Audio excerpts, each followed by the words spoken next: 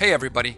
People always ask me, Manny, what tools should I be using for my Amazon business? Well, this episode is brought to you by Helium10.com. These are the same tools I use to generate 6 figures per month with Amazon FBA. I get keyword research, product tracking, listing optimization, search term tracking, account monitoring, and a lot of other brand new money pulling tools that are going to be released to Helium 10 members on a regular basis. If you're going to grab any tools, check these out. Seriously, get a massive advantage with the tools that top sellers are using right now. Okay, and they're all in one place. Some tools and services will have a user cap, so get in there as quickly as you can. That's Helium10.com, Helium10.com. Warning, the following podcast has been classified as insanely lucrative. Listener discretion is advised. They don't know anything about SEO, pay-per-click, social media marketing, and they're making 10, 20, 30, 50, 100 grand a month on Amazon. Your attention, please. Listening to the AMPM podcast may cause recurring revenue streams and unfair advantages over your competitors. Other side effects may include fatter wallets, fired bosses, and longer vacations. Listen at your own risk. Here's your host, 7-figure entrepreneur and online marketing madman, Manny Coates. Manny Coates. Hello, everybody, and welcome to the AMPM podcast. My name is Manny Coates, and this is the show where we discuss all things Amazon private label and how to generate recurring revenue streams 24 hours per day during the AM and the PM, hence the name of the show, AMPM Podcast. As a matter of fact, I've had this lingering headache all day, and I took some pills to take care of that, and while I was wiping out that headache, I was making money.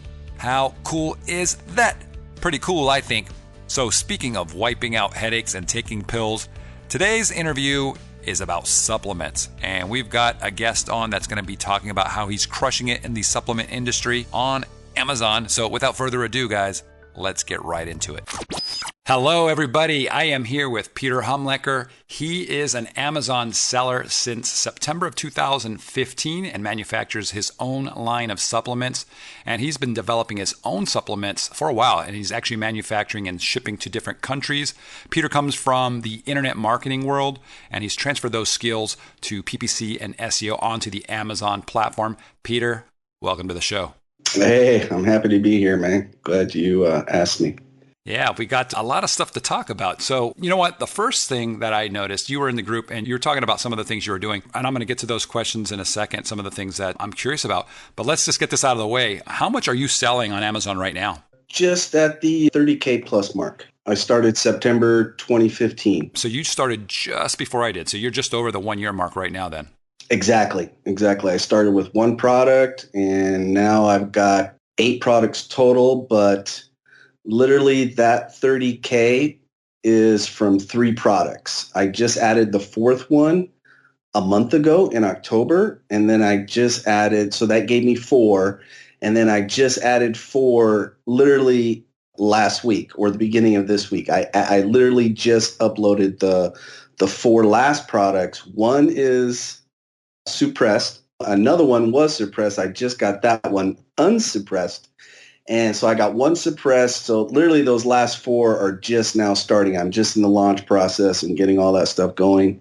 So I'm hoping that number will double, relatively quickly, probably in a few months, you know what I mean? That should double. And my goal when I started the year 2016 was to get 10 products by the end of, December 31st. I'm not going to hit that goal of 10. I'm going to end up with 8.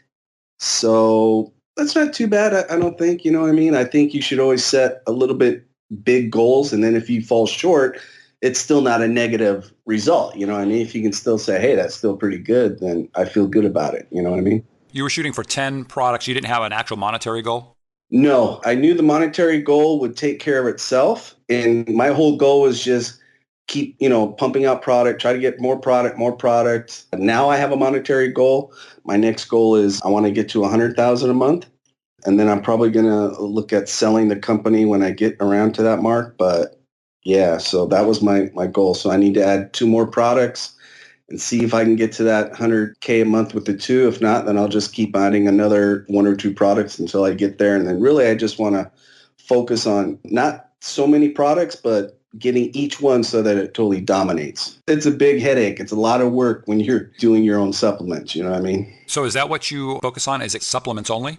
Right now, it's supplements only. I do have a second Amazon account that I just got a couple months ago. I have about, I don't know, maybe 25 books listed for sale on it. I haven't done anything with it yet. I'm waiting until 2017, and then I'm going to start doing something with that one. Mm-hmm. But I'm just doing the supplements. Okay, cool. Are the supplements for animals or for humans? No, for humans, yeah. Okay, I always ask. Well, one of the products, people do use it for animals. Okay. I got an email. This lady says she was using it on her, not a llama, it's something else that looks like a llama. I forget what it's called, but. Okay, a camel, a llama, I don't know. Well, how much of the $30,000 that you're generating per month, what are you netting essentially after all your expenses? I take home, I just figured this out a little bit ago. I was pretty sure what it was, but I wanted to kind of like just do the numbers to make sure I was correct. But I take home like 70 cents of every dollar that Amazon gives me. That they give you. So for out of that 30 grand, how much is Amazon actually putting into your bank account after advertising and returns and everything else that you deal with? Last month it was for October, it was 19,147 or something like that. Hold on, I got that number right here. Is that what they deposited, or is that after subtracting out all your expenses, manufacturing and all that stuff? No. That's what they deposited. Okay. So how much of that 19 would you say is? 19,148 is what they deposited. And then I had 4710 in cost. So let's say $5,000 in cost. Okay. So about 15 roughly? Exactly. Okay. Do you get a lot of refunds or returns in the supplement niche? Yes, I do. You do? Like what kind of percentage would you say? I'd have to look that up, but I probably get 1 or 2 a day, I think. 1 or 2 out of how many sales would you say? One product, my number one product does like $1,200 a month, so I would say that's probably 40 a day, roughly. Oh, well, here's my number right here. So for October, for that same pay period we're talking, I sold a total of 1,754 units. Okay. And I'm probably getting, just looking at my email, I would say at least 1 or 2 refunds a day. All right. I'm just trying to get all the data here together. I like looking at the data and talking about it. I have a lot of questions about the supplement industry because I actually, I was in the supplement industry back in the day before I got into Amazon, and it was very lucrative, right? Your costs are very low typically. Yeah, very high markups. Yeah, you can charge whatever you want if you've got something that's proprietary. You can charge $60 for a bottle that costs you $2. So in your case, are you actually creating the products that you're doing? I mean, are these your formulations, or are you buying stuff that's ready to go? I'll tell you how I started. I've always had like a passion for natural healing, for like, if I have some kind of a problem, a lot of people, the first thing they want to do is go to the doctor and have the doctor prescribe them, whatever prescription that's going to get rid of the problem. I'm the opposite. I start doing research and I figure out what's the natural remedy to get rid of, XYZ problem. So because that's always kind of been like my hobby is, natural healing or stuff like that. That's why when I was looking to get into Amazon, that's how I decided to get into supplements. So then the natural thing is there's, hundreds of private label companies. But the problem is when you do private label, everything is the same. If you looked in, Garcinia, Cambogia, if you type that into Amazon, you're going to see 90% of the bottles are all white. They've all got a white cap on them, and they've all got basically the same label with maybe a different logo or whatever. And I knew that you have to differentiate on Amazon, obviously. So I said, you know what, I got to do my own thing. I don't want to give this a private label company the extra markup, and I want to be able to differentiate my product. So I did a bunch of research, decided on my first product, picked it out. And then I found it. This particular product comes from the rainforest in South America. And I imported the product. It just so happened that when I started Amazon, I also started dating my wife, who wasn't my wife at the time, obviously. And I says, yeah, I got to find a packaging company. I need to find some bottles for my product. And she goes, oh, you should talk to Rosie. She's my friend. She owns a packaging company. And I just thought, oh, this is probably someone that's got, a really small, little warehouse with, 20 different bottle types, right? It's probably not going to have what I'm looking for. Well, it turns out that this lady is like owns the biggest packaging company in America. It's huge. The name of it is American Container. Lucky find. Yeah, they've got we're talking football field size, humongous warehouses in 5 different states. I mean, it's incredibly huge. And their headquarters is here in Miami. So she took me to her and I found exactly what I wanted. So I went with a colored bottle. All my bottles have a custom colored cap with them. And I found a graphic designer to make me a nice label. And so, everything with Amazon, not everything, but a big deal is, of course, is presentation. So all my products, I kind of emulated that company. You're familiar with Now? Yes. Now, okay. So then there's other big ones like Natural, whatever. There's a million companies. But the point I'm trying to make is that every label is the same, right? The only thing that really changes is the name and obviously the ingredients and the instructions, right? Mm-hmm. If you look at, 5 different Now products, all the bottles and everything looks the same. Everything's uniform, right? Right. So that's what I went for. I went for, very clean, uniform, nice look. And I did that first product and it started doing, 5 a day, then 10, then 20. And then I added another one and then the third one. And it just kind of went from there. And that's where I'm at. So the first product that you actually launched with, is that your best seller? Yes, that is my best seller. Your gut feeling, you knew it was something cool, you went with it, and it actually took off. Exactly. I lucked out, and I'm trying to, of course, you're always trying to repeat that with all your products. If every product sold 40, a day, that would be awesome, right? If you rounded up that price point, you don't have to tell us the exact price point, but if you rounded it up, to the nearest $1 or $2, how much does it sell for? Yeah, $20. $20. And then what's your actual cost on it? $2. $2. Wow. That's with everything, with the bottle, the cap, the product, the label, the shipping, the product cost, the shipping here from South America, the cardboard box, the shipping to Amazon, everything. Let me tell you another little secret. Mm-hmm. Well, I haven't told you a secret yet, but let me tell you. Tell me. I used to dread when I picked up my bottles, I'd pick up, 1,600 bottles at the beginning. Wasn't that many, right? Mm-hmm. And I'd come home and I'd have to repack because this particular product is in glass bottles.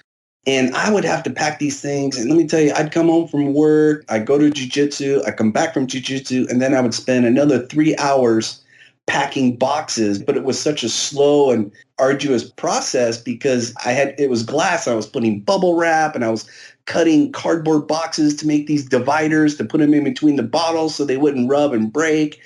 And so every time I ordered product on this particular first product, I always dreaded packing it up and sending it to Amazon because it was always a nightmare. So what I did was I found a custom box manufacturer here in Miami. I went to her. I brought my product. I says, I need a box that I can ship this in, and I'm looking for these inserts, right? You know what I'm talking about? Those little flimsy cardboard inserts. Mm-hmm. So she goes, oh my God, I just got a client that sells, basically it's the same bottle and you can piggyback off his order. I said, let me see it. She took me into the design area, showed me the box, and she put this insert in it and it has, 10 across, 10 down. So each box holds 100 bottles. And it was perfect. I don't have to do bubble wrap. This insert just pops right in. I just open it up. Boom, boom, boom, boom, boom. Throw 100 bottles in, close it, tape it, label it. Boom, it's done.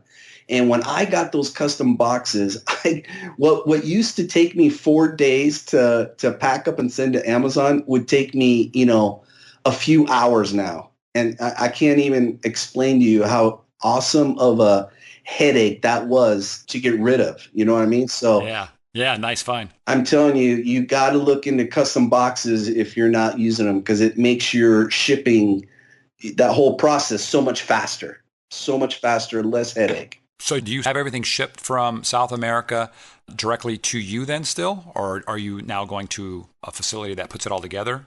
Okay, yeah, let me finish that story real quick. Okay, so I take that product comes from South America. I got other products that comes from South America, some product that comes from India, some from Mexico, China, one product that comes from Russia, but I get it from a Chinese herb company. So anyways, so the first product is what I call a single herb, right? It was just one product in that product. You know what I'm talking about? Like Yep. vitamin C, right? It's just vitamin C tablet, right? For example. My second product was the same thing, single product. My third product, I found out from my mom. The problem with single products is anyone can copy you, right? If someone's selling vitamin C, anyone else can buy vitamin C, put it in their own bottle and compete with you, and it's a price fall to the bottom, right? So one day my mom emails me and says, hey, Peter, I'm looking for something with that I can take for my XYZ, and the one I'm taking has soy in it, and my doctor said I can't take soy. And of course, she called me because I'm like, Dr. Frankenstein with the herbals, right? So I get on Amazon, I do a search, and I see that Amazon itself has its own private label supplement company, and they're the number one seller of this product, XYZ, let's call it, right? And it had soy in it. So I found out through just doing research who Amazon was buying that product from, this other company, right? And by doing the research, I could see that the soy was just a filler product. It didn't do anything in regards to the actual treatment that it was for. So what I did was I looked at reviews and other people were complaining about soy. So I said, that's it. This is my next product. I'm going to go after this. And so the way to differentiate myself is I made the product using the main ingredient, but I got a really strong ratio. And then I left out the soy. So then my marketing, my hook was soy free, right? And now that product is always in the top 1, 2, or 3, depending on which keyword you type on. And I'm ahead of Amazon on many of those searches, right? Mm-hmm. So that's what I was talking about by being different. But then so now that was my first 3 products, right? Basically single products. So I needed to, up my game, so to speak. So I needed to get into formulas. What I did was I decided on my next 2 products. And what I did was I researched, let's use arthritis as an example. I don't have an arthritis product, so that's a good one to use. So what I did was I read every website and blog posts, and I bought a couple books, and I researched the crap out of arthritis, right? So what I was looking for is what are the best natural herbal treatments for arthritis. And like if you, just off the top of my head, like turmeric is a big one for arthritis. And another one from South America would be cat's claw, right?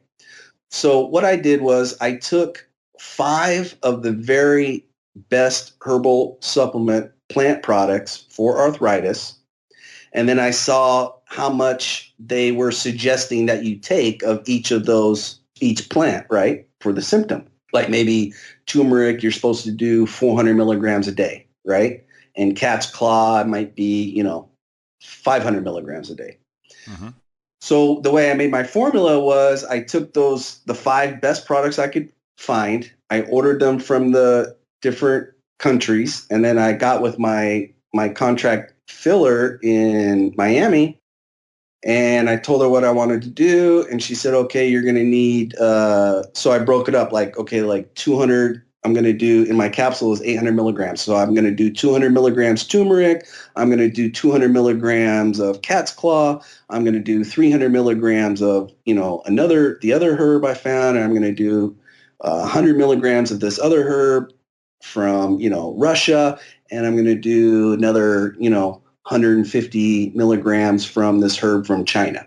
And that's how I made my formula. Really, literally, I made it up by doing research, right? Because this is herbal products. It's not regulated by the FDA, and anyone with half a brain can do this. You know what I mean? It's not hard.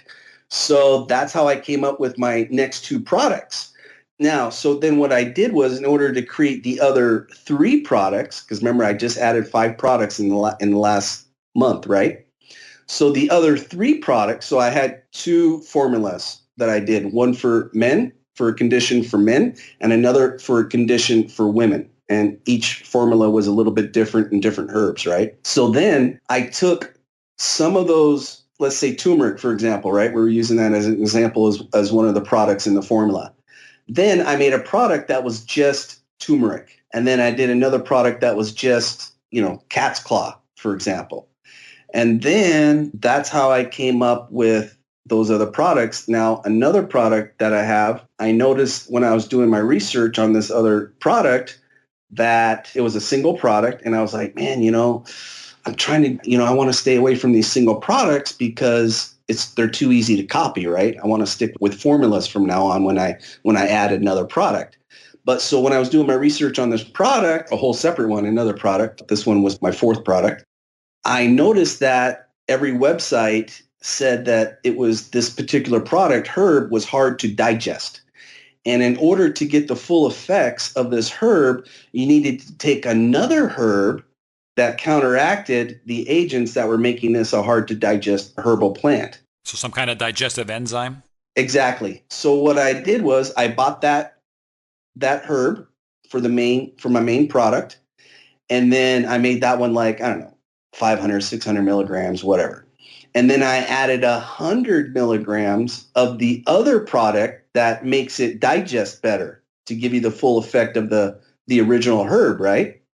So now I'm selling that product, and instead of the hook on the other product was this one's soy free, right? So now my hook was, hey, if you're going to take product XYZ, you know that it's hard to digest, and you're supposed to take another product like ABC in order to get the full effects of XYZ. Right. Smart. So I combined that product with my main herb, and then that was my hook on that product was, hey, ours, you'll get better effects from our product XYZ because we added 100 milligrams of product ABC. Right. Okay. So that's what I mean by differentiating and try to be different, not only with your packaging, making it, a different type of bottle or whatever, but, you got to try to find that hook to make you a little bit different. And that's your marketing hook as well. So that's kind of like how I've been doing the supplement business, and that's how I market it, so to speak. Nice. And that makes sense, right? Because you're adding an ingredient that probably costs you no more than your main ingredient, sometimes less. You can now claim a benefit, right? Like better absorption or 300% better absorption, whatever the science says, right?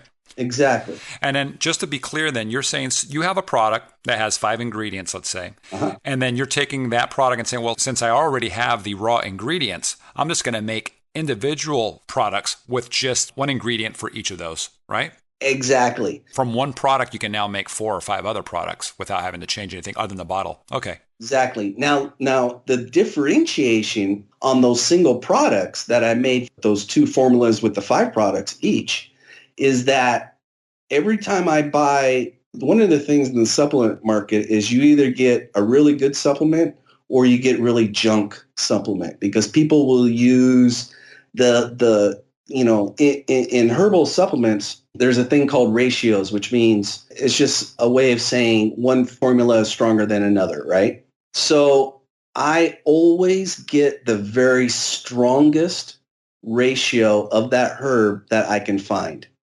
And then I use that as my hook. So on this one product, for example, I always read the reviews on products because you want to find out what people are bitching about, right? So one of the products, this guy, several questions were like, hey, how much percent of whatever does this contain? And someone would answer and go, oh, it's only 2%. And they're like, oh man, that's garbage, right? So then as I was educating myself on this product, I saw that everyone was just selling this really generic version of this herb.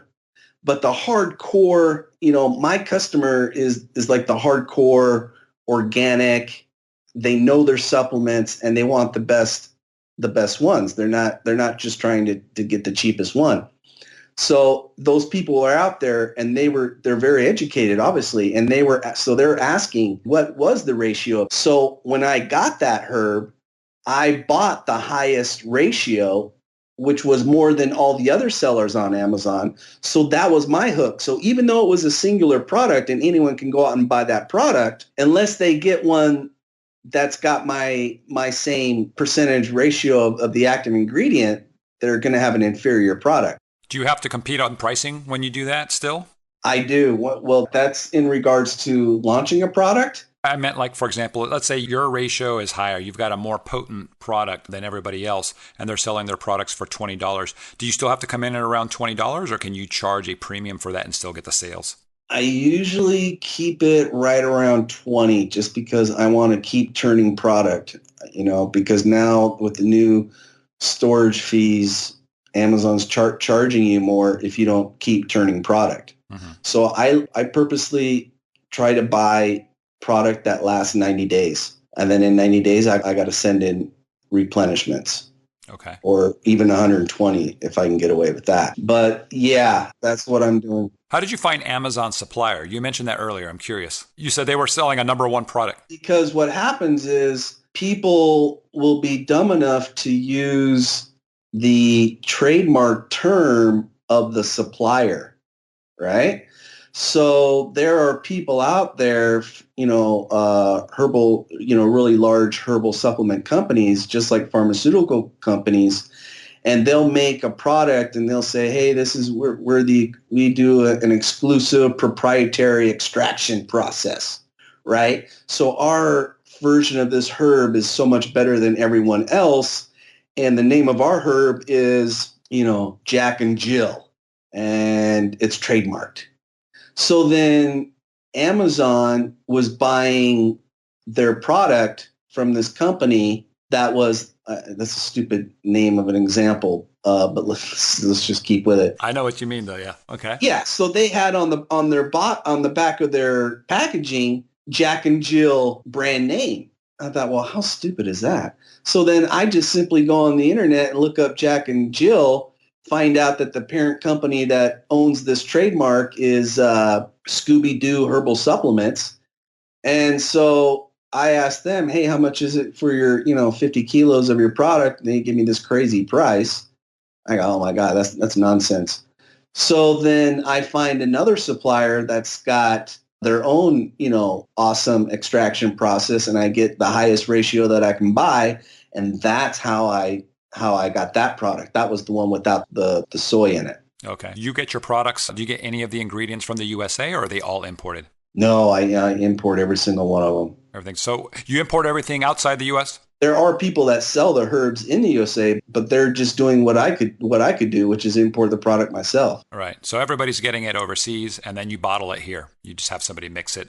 Exactly. I get it sent. Usually it's by air cargo, and then I have a customs broker here, Rolando. He clears all my shipments, and then I go pick it up when he emails me the release for the paperwork. I go to Miami Airport. I don't live that far away. I pick it up, and then I take the stuff, I drop it off. I got 2 different fillers depending on whether it's a capsule or a liquid product, and I drop it off, and then I go to the American container, and they know exactly what my bottles are because, I keep on reordering that stuff. I pick up my bottles and my caps, and then I drop those off at the guy, and then I call up my label lady and say, hey, I need 5,000 labels of this product, and then she makes them up, and then her guy delivers them to the co-packer, the contract filler, and then he puts it all together, and then he calls me in, 10 days, a week or so, whatever, when it's done, and then I pick it up, I bring it home, I package it, and then boom, off to Amazon it goes. And you do FBA only, right? You let them handle everything? Only FBA, yeah. So I think it's important to mention to everybody as well, this is not your full-time gig, right? You actually have a full-time job. I have a full-time job, dude. I'm the director of pay-per-click and SEM for a large online marketing agency. We do 95% dentist. And obviously, I'm making more money than I do at my job, but I haven't quit yet because a couple things. A, I'm just living off my income from my job. I put all my money from the business back into it. I run on a cash basis, so I did get a small loan from Amazon, but I don't need it. You know what I mean? When did you get that loan, by the way? Was that at the 1 year mark? At the 1 year mark, I said, you know what, I'm just going to get this loan because I'm just going to build up my credit with Amazon. So that way, if I ever did need something, then they know that I'm a good seller or whatever. How much was that loan for? It was only $8,000. I got approved for a lot more, but I hit the wrong button and I hit the 8,000 instead of I was going to take 16. And so they deposited the $8,000 and then they just took out that first payment on this last Amazon deposit. And it was like $1,600. I was like, holy crap, man. I was like, you know what? I'm just going to pay this thing all back in like after I make a couple payments because I don't need it. I don't use it. So I pay cash for everything.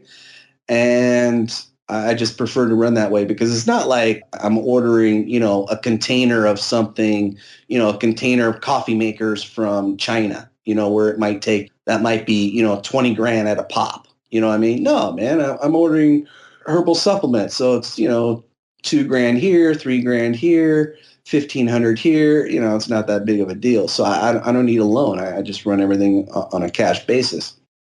Right. How much did you start with, Peter, when you first got into Amazon? My very first product, everything was like $6,000. I remember all my friends and family thought I was crazy, but I knew, because what happened was in 2014, I got divorced. I went through an ugly divorce. And I used to have my own agency, my own pay-per-click agency, and I just shut everything down. Like I had affiliate sites that I was doing the eBay affiliate program. And I still have 2 products up on ClickBank, info products. I just shut everything down except for the ClickBank ones. And then I got this job, right? And so I wanted to get self-employed again. And so I decided, well, I'm going to start my own pay-per-click agency, and then when it gets going, I'll just quit my job. But I wasn't going to do dentists. I was going to do commercial roofers, right? Because that's what I know. I've been doing AdWords for so many years. It's like I can do it in my sleep.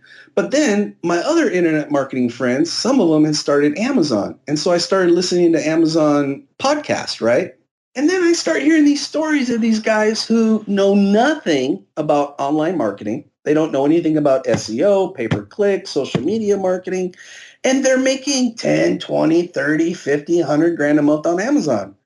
I'm thinking to myself, holy macro, if this guy who was working at a toy store and then he started selling his own toys and he's making $50,000 a month, and I've been doing online marketing since 2004, I should be able to crush it, right? So I said, forget that pay-per-click crap. I'm going to start Amazon. And that's when I started doing the research. And that's how I started, that's how I ended up on my first product. And then, the sponsored ads came pretty naturally to me. The SEO, of course, was natural too, because I've been doing it for so long. It's just a matter of taking those skills and putting them. So, I had a good advantage being from the internet marketing world. I feel bad for the people that don't know anything about online marketing, in regards to how basic SEO works and pay-per-click, and then they're trying to do this. Because it's a lot rougher. It's a lot harder, Yeah.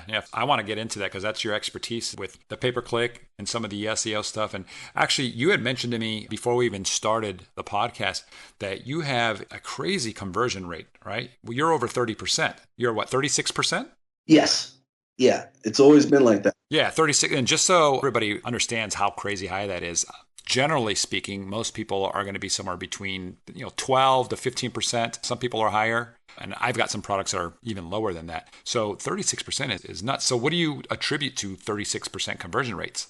A couple things. There's a guy named Ken in California, upgradedimages.com. I don't know him. I never met him. I only communicate him through email, but he does all my photography. So when I get a new product from my filler, I take 3 bottles, I send them to Ken, and he does 5 shots, a front shot, a side shot, at the other side shot, and then a couple shots, right? So they're all 1,500 pixels, right? So that obviously when you scroll over with your mouse, they blow up and everyone can see the ingredients real clear, yada, yada.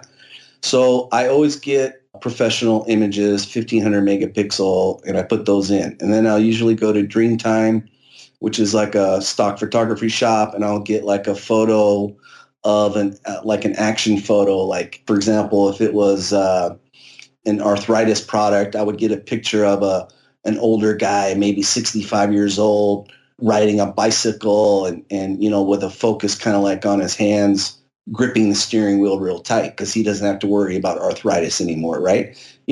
So I always do like a photo of like the finished result of what that product does, right? And then with my, I've always been, pretty decent copywriter, and I always try to tell a story. So instead of just stating, a lot of people state just facts like, this is a stainless steel garlic press. It's lightweight.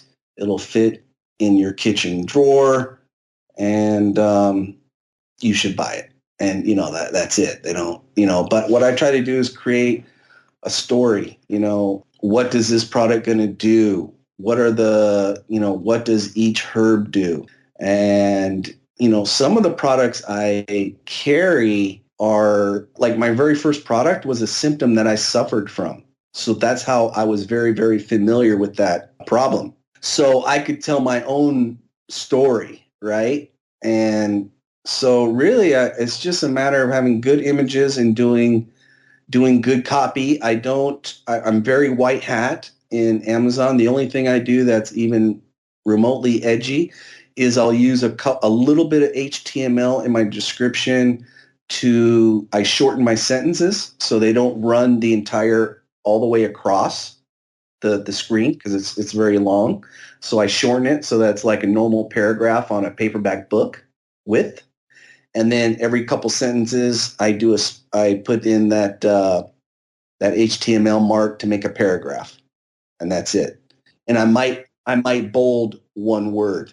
So it sounds like the main reason you're converting so well is your images just convey a story, and you have really, really good images because you're using a professional photography studio. Is that pretty much it? The main thing? Well, that, and I think when I set up my pay-per-click, I'm only doing and using keywords that are directly related to my product. Like, I think that's one of the mistakes a lot of people make. And I know because I've seen it because sometimes I do consulting for people, and I'll go into their back end and they'll be selling, say they're selling something for women, like a women's multivitamin, right? So they'll have the keyword women's multivitamin, right? But they'll also be bidding on keywords multivitamin, men's multivitamin, multivitamin for kids. And I'm like, dude, I don't get it. Your product is specifically for women. Why would you have these other keywords in here? And they're, whoa, I don't know. You know what I mean? So I just use keywords that are specifically related to my product. I don't understand how these guys, when they say I've got 5,000 keywords in my back end, how they even get 5,000 characters in their back end. I've never been able to do it. How many do you use, Peter? How many do you put back there if you were to take a guess on the average amount? The average would be 2,000 characters. I've got two products that fill up the 4 lines, which means 4,000 characters or less, right? Only 2 products have 4,000 characters or less. The rest of them are about 2,000 characters. I don't know if you're aware of this, but yeah, we've done a lot of testing on this. And in most categories, 2,000 characters is about the limit of what Amazon indexes anyways. Anything more than that, it's wasted space. So it's funny you mentioned Ken over at Upgraded Images. I've talked to Ken over there. You and I have never talked about this. So today's the actual first day you and I have actually spoken together on voice call. But yeah, upgradedimages.com, guys. If you guys want to check it out, they do awesome work. We actually have a deal with them. I don't make 1 cent off of this. If you guys want to check them out, contact them. It's upgradedimages.com, and they'll do great photos. I believe they charge $25 for high resolution, $30 for like very high resolution. The difference, I think one is 1200 by 1200, the other one's 1500 by 1500. And if you mention to them that you're an AMPM listener or subscriber, they'll give you the bulk pricing on it. Even if you only buy 1 photo, they'll give you the bulk one, and they'll automatically upgrade you to the ultra high resolution. So there you go, guys. Peter mentioned it. I don't think I've ever mentioned Upgraded Images on a podcast. It was something I had set up and never pushed, but there you go. I didn't know that you knew him. Does he does your photography too? We have a lot of photography companies that approach us because they know we have a lot of reach with the podcast and our group. So there's only certain ones that we can reach out to. I have not actually used Ken's service, which is why I haven't never promoted it. But since you said you're loving them and stuff, I figured I'd throw it out there because we do have that set up. Actually, it's funny. I'm actually going to be sending some product to them to actually use their service. And if I love it, then I'm going to put them on our tools section as a recommended supplier. Yeah, I don't even know how I found him. I probably found him back when I was involved with Scott's group, his group. I don't hang out in the groups that much anymore just because I'm so busy and sometimes I do, but at the beginning when I didn't, when I had questions, Scott Volker's group was like the only one out there, right? A little over a year ago. Now there's like a lot of groups, but he was like one of the very first podcast, and that was only doing Amazon only, and so a lot of people get started with him, and he does a great job with the newbie sellers. You know what I mean? Yeah, for sure. Yeah. So I have a couple more questions here for you though. In terms of your launch strategy, now that you just come out with some new products and Amazon has changed their terms of service in terms of what you can do for reviews, what's your process for that now? Okay, so here's something interesting. I just literally found this out like last night or the night before. My fourth product came out right when they did this whole, you can't do the paid review thing, right? So what I did was I was just like, oh crap. So I just, with 0 reviews, just uploading the product, finishing the product page, I just turned on sponsored ads. So now it's been a month and that product's been live about 6 weeks at the, what's today, the 18th? Yeah, it's been live 6 weeks at the most. So anyways, and the other thing with the negative thing about supplements is, unlike, if you were selling a coffee machine, you could set up your autoresponder. I use SalesBacker. You could set up your autoresponder to send an email in 7 days and say, hey man, how do you love your coffee maker? Could you send us or leave us a review here? In supplements, you can't do that because supplements take 4 to 6 weeks to take effect. So what I do is I send one email after they get it, and it doesn't ask for a review. What I'm doing is I'm giving them tips on how to even get better results, right? So it's very educational, and they like that email because I'm giving them extra tips and advice on how to get rid of that condition, whatever condition they bought one of my products for. And then I always say at the bottom, hey, I'm going to, check back with you in about 4 weeks just to make sure there weren't any problems and see how you like the product, how it worked for you. So then after 30 days, I send that second email, saying, hey, how you doing? How did the product work? I'm excited to hear the results. You can leave a review here, blah, blah, blah. So I always have to wait like a minimum of 30 days before I even see any reviews, right? When I launch a product just with pay-per-click, I'm talking about, right? So anyways, this product's only 6 weeks old. I got 3 reviews, all only, from the people who bought it from the pay-per-click and, organic.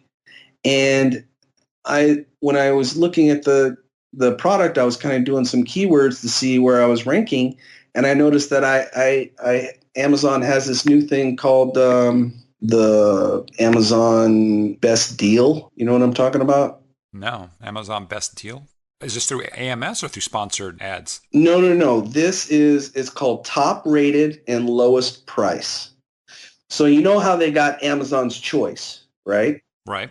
Okay, my very first product, the bestseller, that is an Amazon Choice Award winner, right? For your main keyword? I don't think it changes for different keywords, does it? I thought it did. Oh, maybe it does. But in that particular niche, I dominate in like almost every keyword you can imagine. But I mean, that product's a little over a year old. But anyways, so that one has the Amazon's Choice label. And then this other one, then when I'm telling you that only has 3 reviews, I see this new thing on the very top of the page above the sponsored ads that said on the left was like Amazon bestseller, and then to the right of that it said top rated and lowest price. And my product with the 3 reviews was that one. And literally, I just saw this like last night or the night before. I'm like, oh my God, what's this new thing? This is crazy. And I thought, wow, I only have 3 reviews and it's top rated and lowest price. And I think that that's what makes me, I've always been a big believer that the biggest things in getting ranking organically in Amazon is sales volume and conversion. Because how do you explain a product being top rated and it's only got 3 reviews? So my point is, I think we put too much of an emphasis on reviews. Yes, if you have, 10 reviews, it looks better and may help conversion than if you have none, obviously. And if you have 50 reviews and 100 reviews. Did you launch with 0 reviews on your pay-per-click with 0 reviews, or did you have 1 review? Exactly. No, 0 reviews. That product, that was the 4th product. And that's when Amazon came off with their whole review switch. And so I couldn't use, normally I was using I Love to Review. Do you know those guys? Yes. I know them all. Yeah. So those are the guys I use. They're the most expensive, but I was getting a higher quality reviewers when I switched to them. So anyways, I couldn't use any of those review ones. I didn't know what to do, and I was in a hurry because I was also busy with these other 4 products. I was like, screw it. I'm just going to turn off pay-per-click and deal with these other things. And then, boom, it started going. And that's how I got those 3 reviews, was strictly from the pay-per-click. Nice. Do you have any of the symptoms that a lot of other people have talked about in the supplement industry where you just have a lot of negative play from other sellers? Oh, God, dude. Yeah, you get a lot of that? Supplements is the cockroach it's the used car, buy here, pay here division of Amazon selling. You know what I mean? The lowest of the low. Dude, I had a review. This guy leaves a review and says, this product is a joke. It doesn't work. I bought it at the store and it's just a bunch of crap. And I thought, that's strange. I don't sell my product in a store. It's only sold on Amazon. So then I did a Google search, and I'm in the top 3 ranking, right, for all my keywords on this particular product. And so the other 2 guys that are in the top 3 with me, he put the exact same review on their pages. So I get on email to seller support and go, yo, man, you want to get rid of this review? It's ridiculous. Not only do I not sell my product in any store, so I know this guy is flat out lying, but he also wrote the exact same review on these 2, my competitors. And so I got to check, but I think they took it off because I didn't see it the other day. But because what happens when you do that, they always send you the email, oh, this isn't my department, but I forwarded it to the department that does the reviews. And of course, they never tell you if they take something. They never tell you the result of the investigation. Like, oh, yeah, this was fake. We removed it. You know what I mean? They'll just remove it, or they won't remove it, but they never tell you, which is one of the things I hate about Amazon. But yeah, they never tell you anything. Have you had any safety issues come up that block your product where they just remove your product? Yeah, as a matter of fact, a few months ago, my number 1 product, the one we're talking about, it was suppressed. And they sent me an email and said, hey, this is suppressed for safety issues. I'm like, what? And this thing was it makes me a lot of money. This one, my very first product, right? So yeah. I was like, oh my God, I'm losing, a lot of money. I got to find out what happened. So I was reading your group, and you had just went through the exact same thing. Remember that? Yeah, I do remember that. It was one of my best products. Yeah. Yeah. And you had mentioned Cynthia Stein, and I had heard her name a couple other times. So I knew this lady must have a good reputation because, I've seen her recommended several times before. So I immediately went to her website, contacted her. It was $500. I was like, oh, crap, that's a lot of money. But you know what? I'm losing $500 a day just not even having this freaking thing suppressed, man. So I immediately whipped out the credit card, paid the $500, said, this is it. Here's the letter, copy and paste, get it done. And then I got assigned to a guy, I forget his name, Rodney, I think, maybe, I can't remember. But anyways, within, I think, 72 hours, I was back up. And let me tell you something. That's the best $500 I ever spent. You know what I'm saying? Yeah, there you go. Good endorsement then. Yeah. And people, I think you remember the thread when I said, hey, I hired Cynthia, and guys are like, oh, you spent $500. Why didn't you do it yourself? Well, because, moron, I'm losing $500 a day.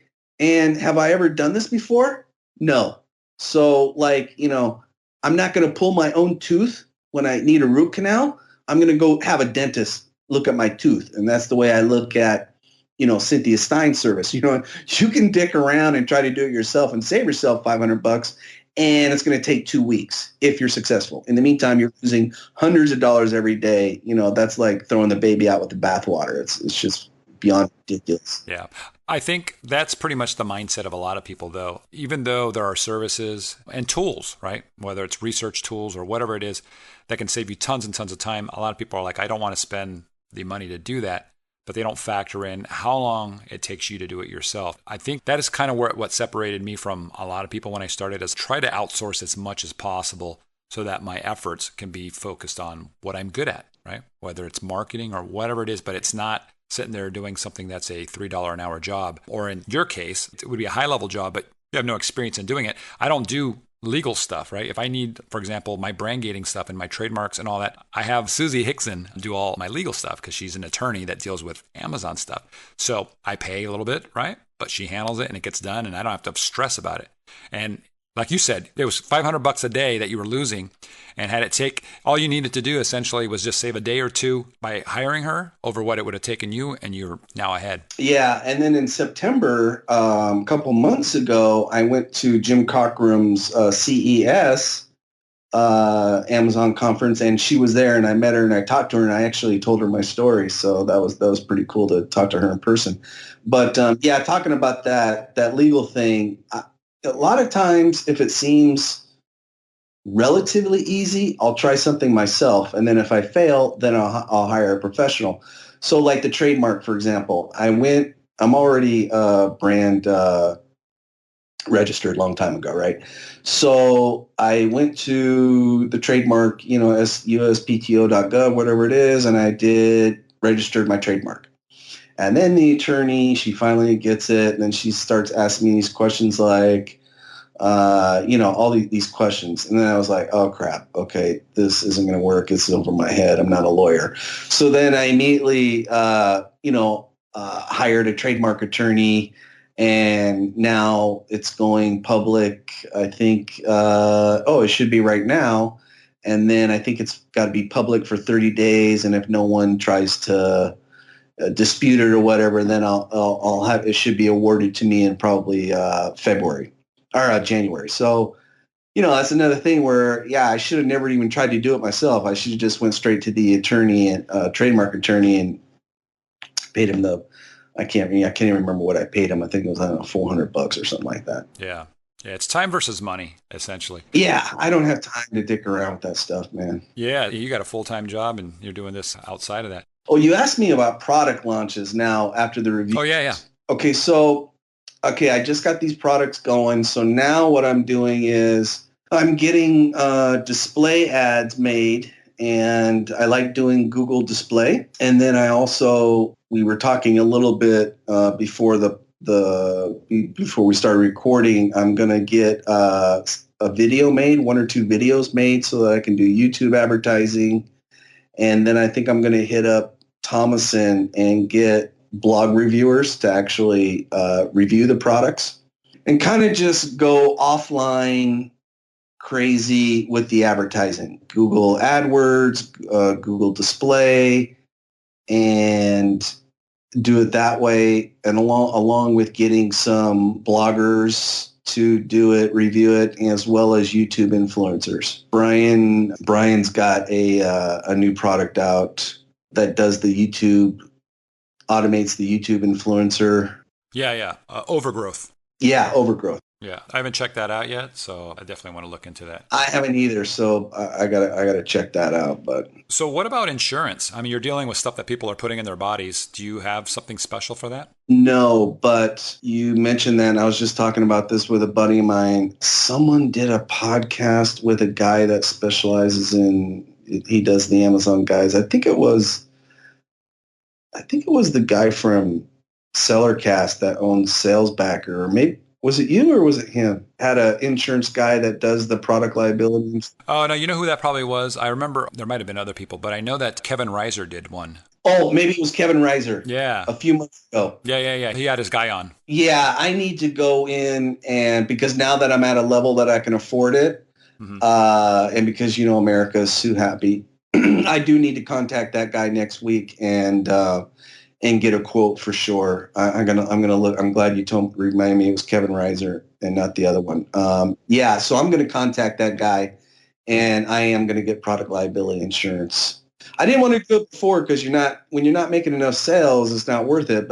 But I always said when I get to a certain level, I got to get that. You know what I mean? Because it only takes one customer that can just ruin your whole. Yeah, take you down for sure. Yeah. I know we've been at this for a little while, and I've got like 30 things that I want to talk to you about, and we're not going to get through them. So I'm going to just pick a couple, and then maybe we can have you come back and talk about some more stuff. But Google display ads, you did mention that. Tell me more about that, because I don't think hardly anybody is doing that. And I imagine that, you're pretty good at that. You've been doing Google display ads for a while? Yeah, they banned supplements for a while, and then it's like a while back they said, okay, we're going to let those go again. But as usual, the problem is when I was doing it before, I was using a landing page, and just someone will probably ask, who do I use for a landing page? I use WPProfitbuilder.com. It's like $67 one-time fee, and it's a very easy to learn, click, drag, and drop landing page builder, right? So I would make a landing page, which is really just a copy of my product description, but it's just expanded, because I'm not limited on character count. And then I had a coupon on there, and I would just say, hey, copy this coupon, click here, direct to Amazon, and, get 80% off or whatever it was at the time. So I was able to track the sales from the coupons, right? But now, because Amazon's doing this whole review thing, I don't even want to use coupons, and I don't want to sell my products for $1, $2 anymore to get 30 or 40 reviews. So what I did was I put kind of a higher retail price in the back end, like $29.97, and then I put my product price at, let's say $14.97, right? So it's like 50% off, right? So then in the display ads, it'll say, save 50%, exclusively on Amazon, click here. And I'm going to take them directly to the Amazon page, right? Because in the beginning, conversion rate doesn't matter because you have no conversion, right? It's a brand new product. Conversion only matters a lot more heavily later on when the product is established, and then you should, in my opinion, use a landing page and then take them there. But I will say this also, I don't try to collect an email address. I haven't done that yet because I had certain blueprint that I've been following. So, when I get to a certain stage, then I'll start doing that. But and here's another tip in regards to I just found this out today because I was talking to Google. I set up one of my products, and I set it. The link was directly to my Amazon product page for that product, and they disapproved my ads. And I'm like, yo, why did you disapprove my ads? This is ridiculous. What's the problem? And because they said it was a pharmaceutical product. So I'm like, this isn't a pharmaceutical product. I don't know what you're talking about. So then the rep called me today. He goes, yeah, we disapproved it because it's you're not allowed to sell pharmaceutical products on Google. I said, yeah, no kidding. I'm not selling a pharmaceutical product. This is a herbal supplement. What are you talking about? He goes, well, I see here that it's got tribulus. I'm like, dude, that's not in my ingredients. I don't even know what you're talking about. I said, hold on a second. And so, because I just got home, didn't have my laptop. I open up my laptop. I go to my Google AdWords. I click on the ad just to make sure I didn't make some mistake and send it to someone else's product page. And I see it's on my product page. And what happened was, those ads on the bottom of the product page, the other. Right. Yeah. Other people's products. Uh-huh. Yeah. So what happened was Google is scanning the landing page, but it's picking up all those keywords that are in other people's products. So someone had a product advertised on the same time that the algorithm went and scanned my page or whatever, and picked it up as that. And then I explained to him, dude, that's not my product. Those are advertisements. So can you get this straightened out? He goes, oh yeah, let me get back to him and I'll get back to you. So I'm waiting to hear from Google if they're going to approve it or not. But that's one of the things that is a big hassle with supplements is that, you've got that kind of stuff to deal with. It's going to take a good 30 days to get a review because no one's going to really leave you a review after, 4 days like they would like a toaster or a hammock, for example. With your advertising, when you're doing sponsored ads with no reviews, how much are you bidding on your keywords and what was your ACOS with no reviews? Oh, okay. So what I do is I set up my campaign with the 3 ad groups, broad, phrase, exact. These are manual campaigns you're setting. You don't deal with automatic initially? No, I never do automatic. I've done it before and it's never told me anything I didn't already know. It's just a complete waste of time. So you start fresh with just a manual campaign on a new product? Oh, yeah.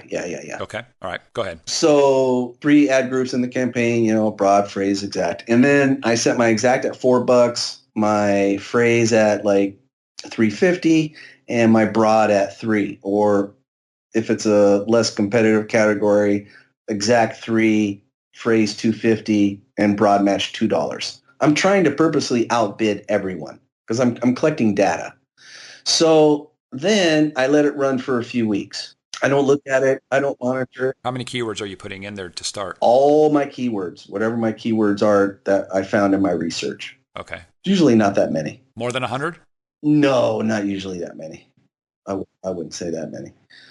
So then I get the data. And a lot of times when you use these keyword tools for Amazon, it might say white leather golf shoe, 200,000 searches, black leather golf shoe, 125,000 searches. So you're thinking, oh yeah, man, these white leather golf shoes, they get way more searches than the black ones.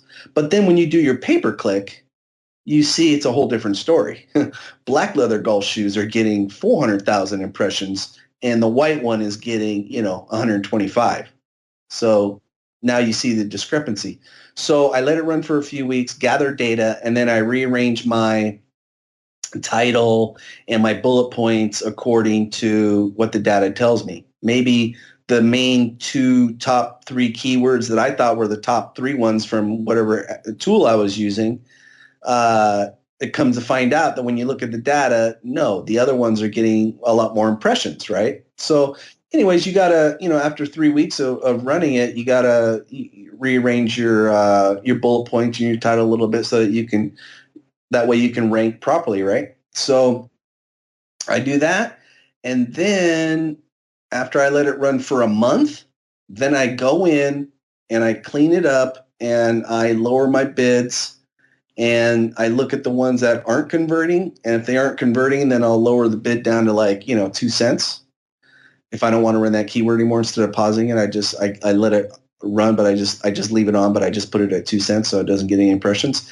And so then looking at the data again, you see which ones are converting, which ones aren't, which one's giving you really high ACOS, and arrange my bids that way.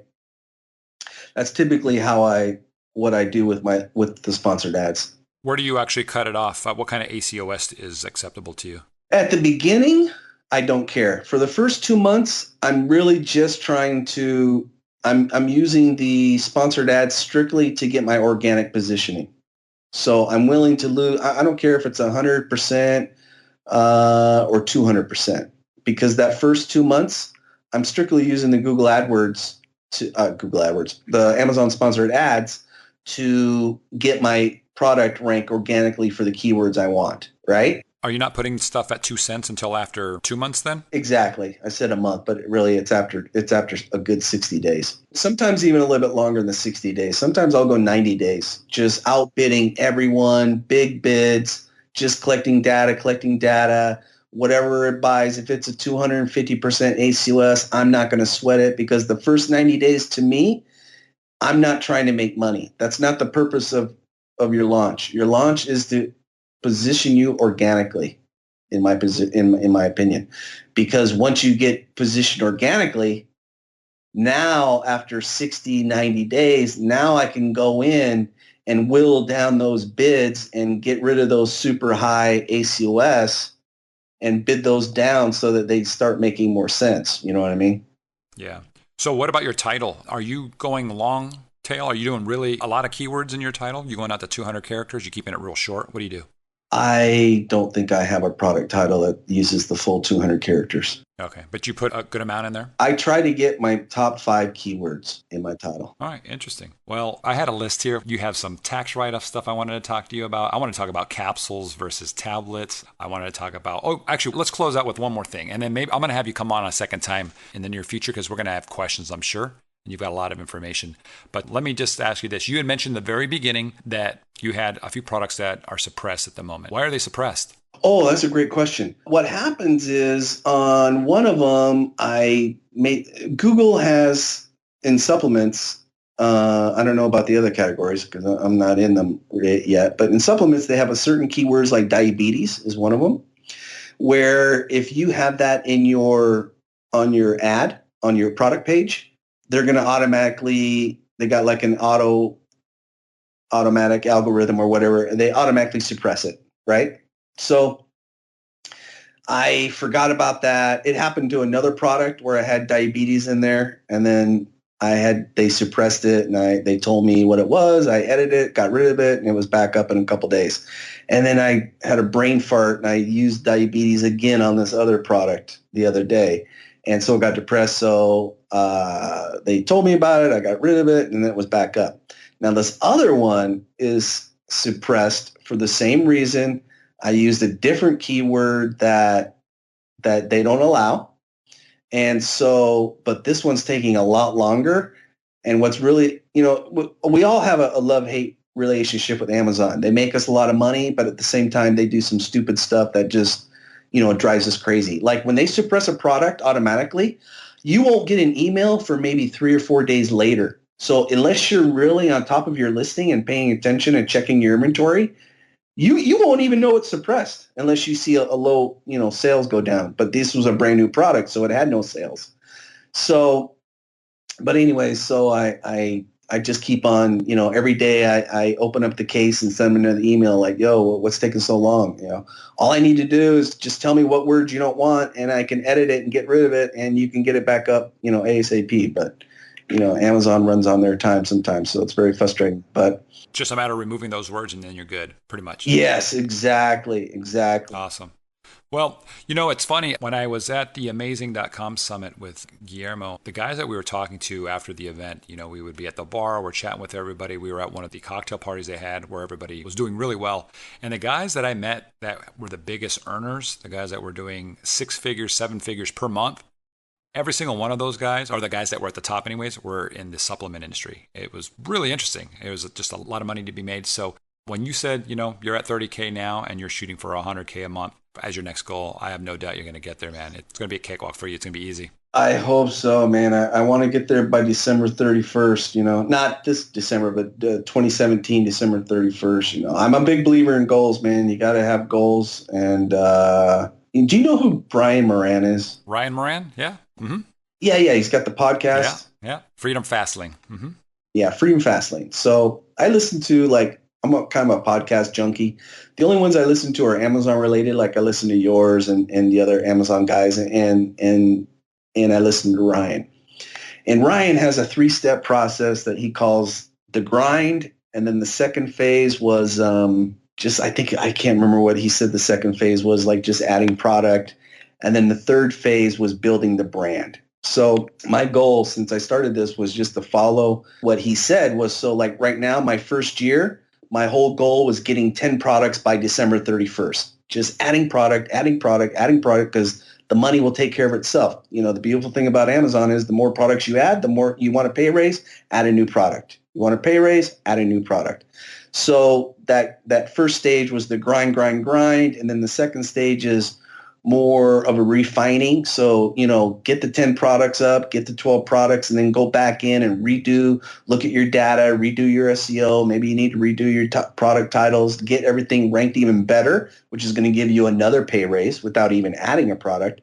And then the third phase was building the brand.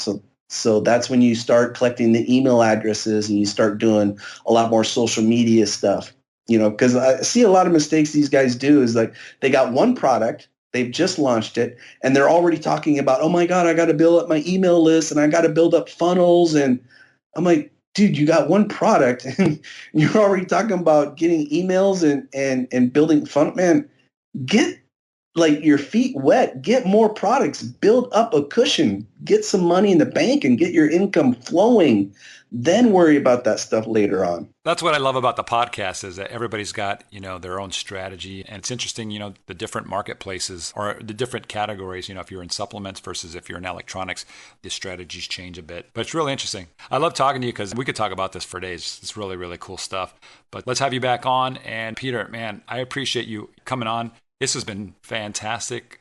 And yeah, thank you for coming on the show, bud. Hey, thanks for asking me, man. I had a great time. It was awesome. And yeah, anytime I'll come back. I love your guys' group. I love your podcast. And while we were doing this podcast, we were making money, right? That's right. How cool is that? I love it when you say that on the podcast, man. So Peter, if people want to reach out to you, they want to ask you questions, what's the best way of doing so? Probably just reach out to me on Facebook or tag me in the group or something, and I'll see it. I'll keep my eyes on the group in the next couple of days whenever this podcast releases. Very cool. So guys, yeah, if you want to reach out to them, join our FBA High Rollers group. Okay, go to Facebook, type in FBA High Rollers. You'll see one with about 13,000 people. That's us. Join, and Peter will be in there. Thanks again, Peter. Appreciate it. We'll talk to you soon. Hey guys, Manny Coates here. If you've been following my podcast, you know I'm a huge fan of the Helium 10 tools for Amazon sellers. I only use the best tools out there, and the Helium 10 suite of tools are, in my opinion, best in class. Now, just because I'm the founder of Helium 10 doesn't mean that's all I use, right? I go where the money's at, and if there's a tool on the market that I haven't made and that tool helps me make money, I'll use it, and I'll talk about it here on the podcast, and I'll even link to it in our tools section at the ampmpodcast.com website. But I can honestly say that there's no place that I know of where you can get all the important tools that an FBA seller would need in one place, where the tools work with one another to help you save time and make you a lot of money. Now, the Helium 10 tools have had a huge hand in helping me go from zero to over $1 million in Amazon sales in just 10 months. Okay, keyword research, listing optimization, and a super tool called 5K Checker that makes sure that the words in my listings, okay, the front end and the back end, are actually indexed by Amazon. And guys, if you're not checking this, you're leaving money on the table for sure, because Amazon is always tweaking their search engine. Okay, so I always use 5K Checker every single month on every single one of my listings to ensure that my listings are still indexed for my keywords and that I'm still pulling in customers like crazy. If you're a longtime listener, you know I'll never use a tool unless it can save me a lot of time or it's going to make me a lot of money. So I'm confident Helium 10 will do this for you guys, all right? There's a money-back guarantee, so there's no risk. Check it out. Head over to helium10.com. Helium10.com. That's helium10.com. You've been listening to the AM/PM podcast hosted by Manny Coates. For more information, insider tools, and to get the resources mentioned in this episode, visit ampmpodcast.com.